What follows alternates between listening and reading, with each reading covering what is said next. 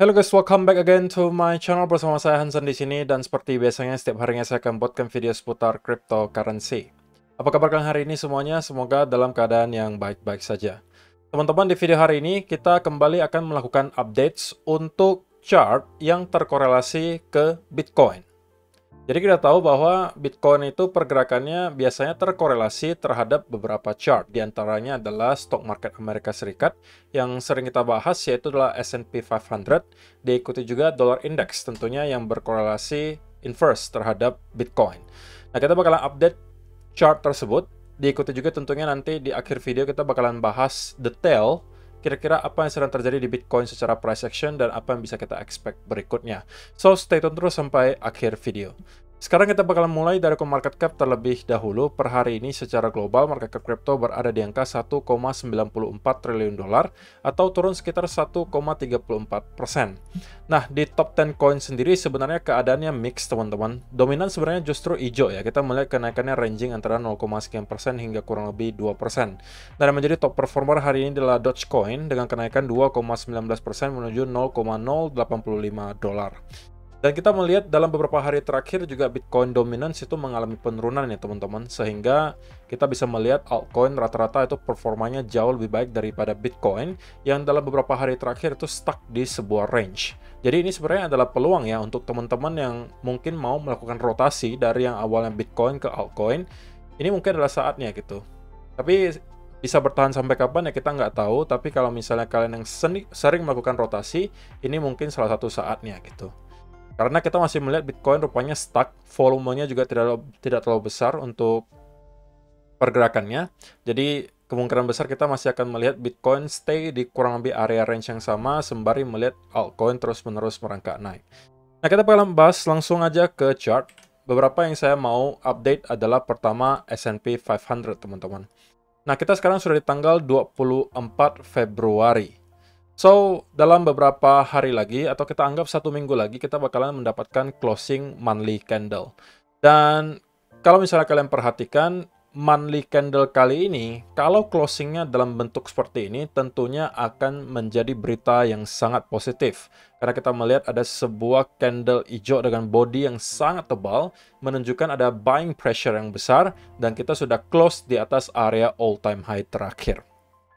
Tetapi, saya expect dalam beberapa minggu ke depan, S&P 500 kemungkinan bakalan melakukan yang namanya konsolidasi.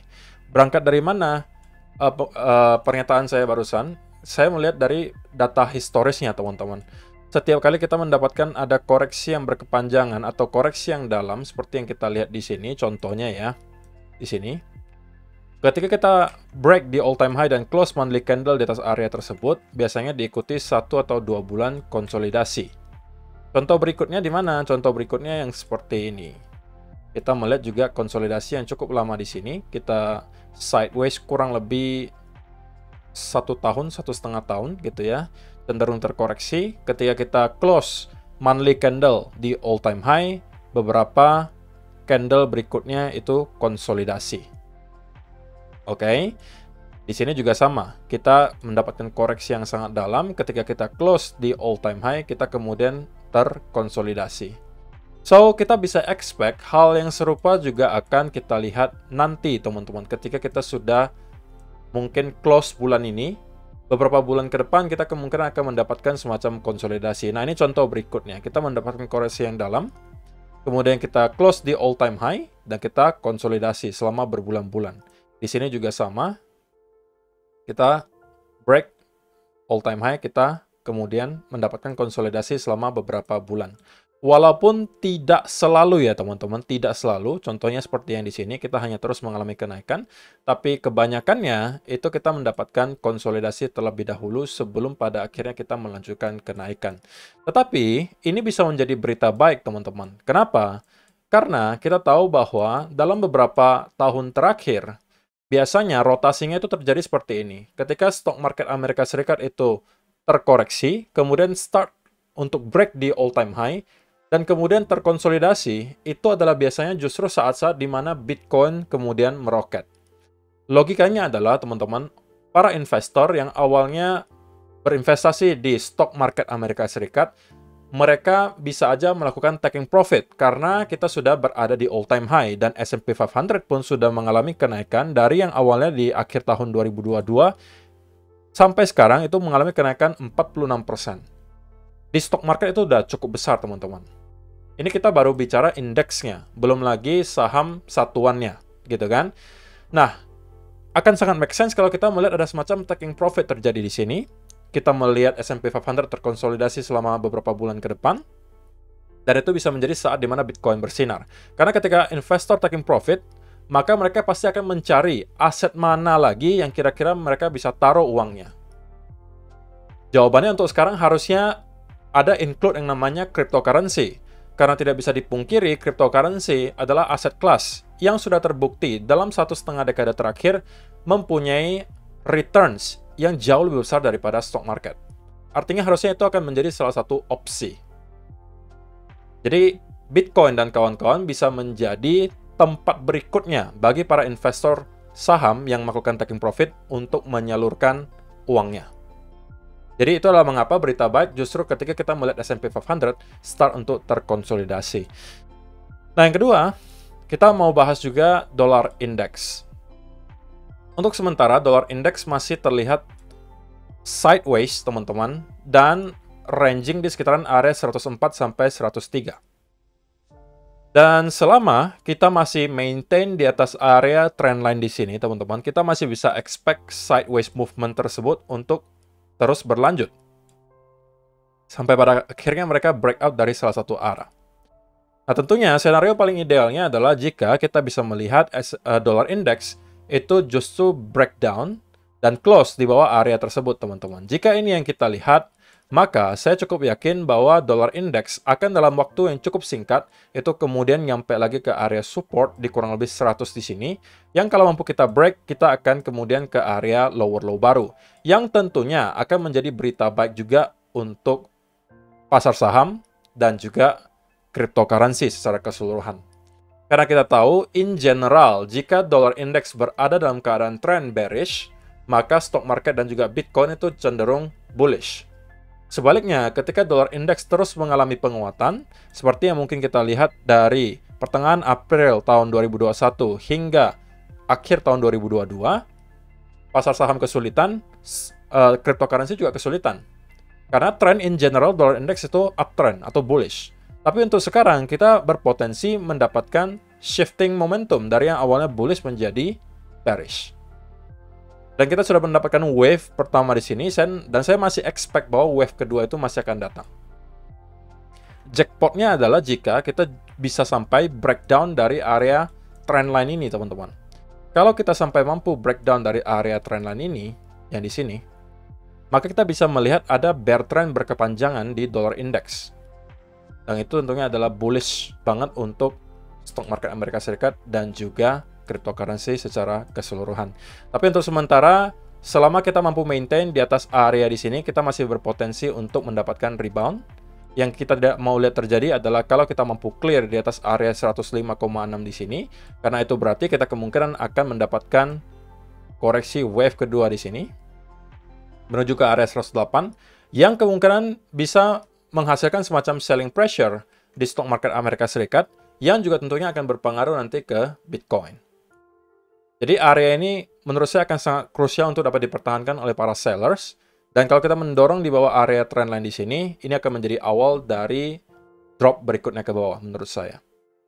Jadi pergerakan dalam beberapa minggu ke depan untuk dolar indeks itu akan sangat krusial.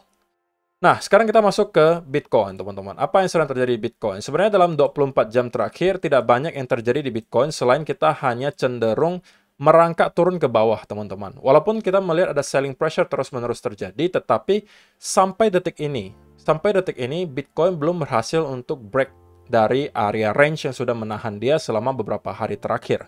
Dari tanggal 15 Februari sampai sekarang kita stuck di area range 50.600 sampai 52.400. Nah, kita melihat teman-teman, Bitcoin dominance itu mengalami penurunan yang lumayan signifikan selama beberapa hari terakhir, sehingga kita bisa melihat altcoin rata-rata mengalami rally yang lumayan kencang. Dan kalau misalnya kalian menonton video altcoin Indonesia yang terakhir, kalian akan tahu bahwa saya ada mention 3 project yang saya jadikan watchlist dan sudah saya lakukan akumulasi. Pertama itu adalah Sushi. Yang kedua itu ada OrdiSwap. Di sini teman-teman. Oke, ini dia. Dan yang ketiga juga ada satu lagi, WazirX. So, 2 dari 3 itu sudah mengalami kenaikan yang lumayan signifikan, teman-teman. OrdiSwap, sejak pertama kali saya mention di altcoin Indonesia, itu sudah mengalami kenaikan kurang lebih hampir 100%. Sedangkan untuk Sushi Swap, itu mengalami kenaikan seingat saya kurang lebih 50%. Ini saya pertama kali mention kurang lebih di sekitaran 1,24. Kita berhasil kurang lebih 50%. Jadi kalau itu totalkan, itu udah lebih dari 100% gains-nya, teman-teman.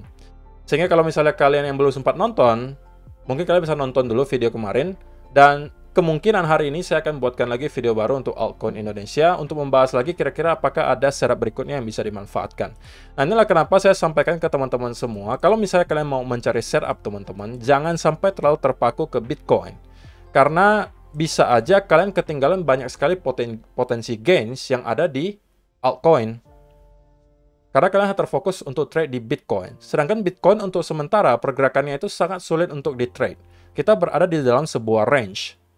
Baik kalian long maupun short, sama-sama tidak menghasilkan risk-to-reward ratio yang menurut saya terlalu besar.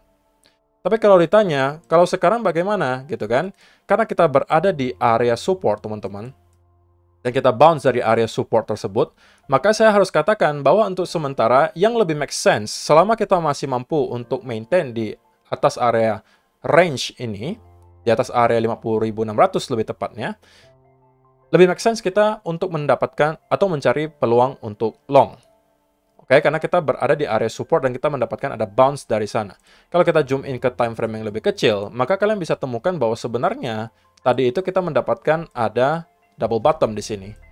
Breakout dari neckline dan sudah retest. Nah, ini bisa menjadi awal lagi permulaan di mana Bitcoin kembali lagi ke area upper range, kurang lebih 52.400 sampai 500-an. Atau setidak-tidaknya, teman-teman, yang saya lihat short term di Bitcoin, saya biasnya bullish. Saya expect setidaknya kita akan nyampe 51.300 sampai 51.500 lagi. Yang ini kalau mampu kita tembus, maka saya rasa kita akan kembali ke area upper range. Nah, baru dari sana lagi lah kita akan melihat keputusan dari market seperti apa. Apakah pada akhirnya kita akan mampu breakout untuk percobaan kali ini? Karena kalau kalian lihat sebenarnya percobaannya ini udah berkali-kali, teman-teman. Kalau kalian hitung week-nya di sini mungkin udah kurang lebih hampir 10 kali ada percobaan untuk breakout di atas area tersebut, tapi untuk sementara belum berhasil. Tapi untuk sellers juga sama, berkali-kali mencoba untuk breakdown tapi juga belum berhasil. Jadi untuk sementara kita bisa simpulkan Bitcoin masih dalam keadaan equilibrium, artinya sellers dan juga buyers masih sama-sama cukup kuat, sehingga tidak ada salah satu yang lebih dominan. Kita harus menunggu keputusan market seperti apa, tapi kalau kalian merupakan traders yang cenderung agresif, maka untuk sementara sepertinya biasnya harus cenderung ke arah bullish karena kita bounce dari area support. Invalidasinya adalah tentunya kalau kita melihat 4-hour candle close di bawah area range tersebut, itu akan menjadi invalidasi dan kita kemungkinan akan melihat pelanjutan penurunan ke bawah setidak-tidaknya nyampe ke sekitaran area $48.000. Tapi sebelum kita bisa melihat close di bawah area tersebut, saya rasa untuk sementara bias saya akan bullish short term dan saya expect setidaknya kita akan nyampe ke 51.400 sampai 51.500. Saya rasa itu aja sih untuk video hari ini, teman-teman. Kalau misalnya kalian mau setup altcoin, mungkin bisa ditunggu aja video altcoin Indonesia terbarunya.